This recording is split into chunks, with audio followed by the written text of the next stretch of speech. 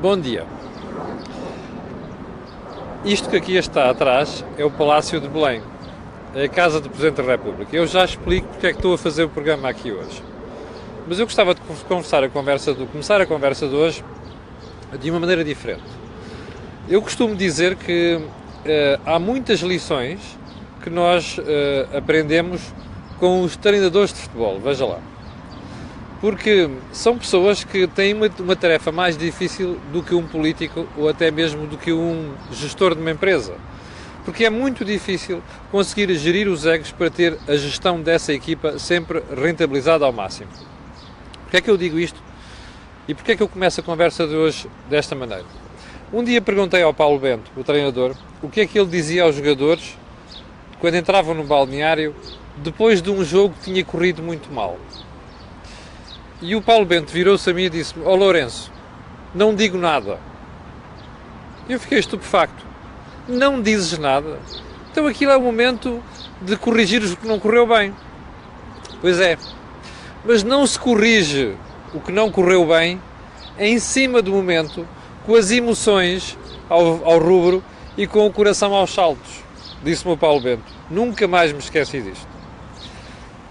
E porquê é que digo isto hoje? Porque eu acho que o Presidente da República, que vive aqui atrás, teve exatamente este comportamento na tragédia que nós vimos nos últimos 2 dias. E se eu frequentemente critico o Presidente da República por causa das posições que ele tem em relação ao país, à economia, hoje é dia para o elogiar. Porque, repare, o que é que correu mal no Pedrógão Grande? Provavelmente muita coisa. Provavelmente coisas que eram inevitáveis até, não é? Por causa das condições meteorológicas que se reuniram para causar aquilo. Mas há outros erros por trás. A história do planeamento florestal, que é uma coisa que nós falamos há mais de 20 anos. Olha, ainda no ano passado, vá lá ver aqui no meu Facebook pessoal, pus lá umas fotografias que hei de voltar a repetir hoje sobre a falta de cuidado das pessoas quando constroem casas, a questão da limpeza dos matos e isso tudo. Mas enfim, não vale a pena estar a falar daqui isso hoje. Porquê? Porque isso toda a gente já sabe. Isto nos incêndios, eu costumo dizer, e as tragédias, já todos nós sabemos porque é que elas aparecem e todos nós sabemos como é que isso evita.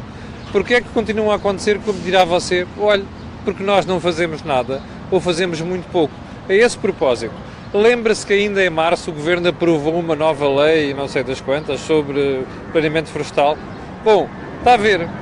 Portanto, há muita coisa que correu mal seguramente. Olha, uma das perguntas que nós vamos inevitavelmente fazer, que é: como é que foi possível pessoas terem estradas fechadas e aparecer naquela estrada que se tornou uma ratoeira da morte? Tudo isto são questões que não têm resposta. Nós vamos ter que as colocar, mas não é a esta altura.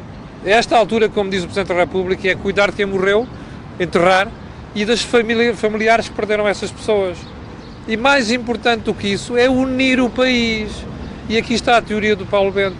Não se une o país aos estalos, não se une o país à chapada, quando nós não sabemos o que se passou. E quando temos isto que está ao nosso lado esquerdo a dominar isto que está aqui em cima. E não é assim que se faz política, não é assim que se lidera. O Presidente da República deu um espetacular exemplo de liderança ao país ontem e antes de ontem. E eu gostava de realçar isso porque frequentemente venho aqui, e já vim aqui 2 vezes, criticar o Sr. Presidente. Isto quer dizer que não devemos estar atentos ao que passou? Devemos. Aquela história de porque é que as pessoas foram para aquela estrada tem que ser muito bem esclarecida. Proteção civil, outra coisa qualquer. Mas não é agora. Vamos enterrar as pessoas, vamos unir o país em relação a uma série de coisas para isto não voltar a acontecer e depois sim vamos julgar o que é que aconteceu aqui, porque tem que haver responsabilidades. Elas têm mesmo que ser assacadas a alguém, porque aquilo que se passou foi demasiado grave. Bom, segundo o assunto da conversa de hoje, tem a ver com nós termos saído do procedimento por déficits excessivos, o tal PDE, que nós falámos na sexta-feira. De facto, tal como dissemos sexta-feira, a Comissão Europeia pôs ali umas condições, mas olha, elas estão sumarizadas na entrevista que o Sr. Jyrki Katainen, é um dos 4 vice-presidentes da Comissão Europeia, dá ao meu jornal de hoje. Ele fixa 3 prioridades. Olha, reduzir a dívida pública, resolver o problema do crédito mal parado dos bancos, e mexer na reforma laboral. E não é no sentido que o Bloco de Esquerda, o PCP e os sindicatos querem, é exatamente ao contrário. E já agora vou realçar um pormenor que está mesmo aqui na capa do jornal, olha.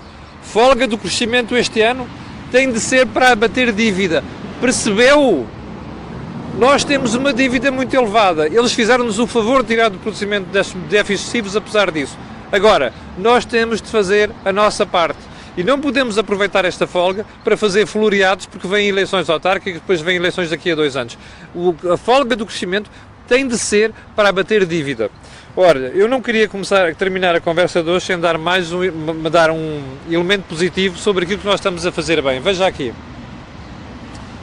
Também está no meu jornal, que é 3 universidades portuguesas com os melhores mestrados de finanças do mundo.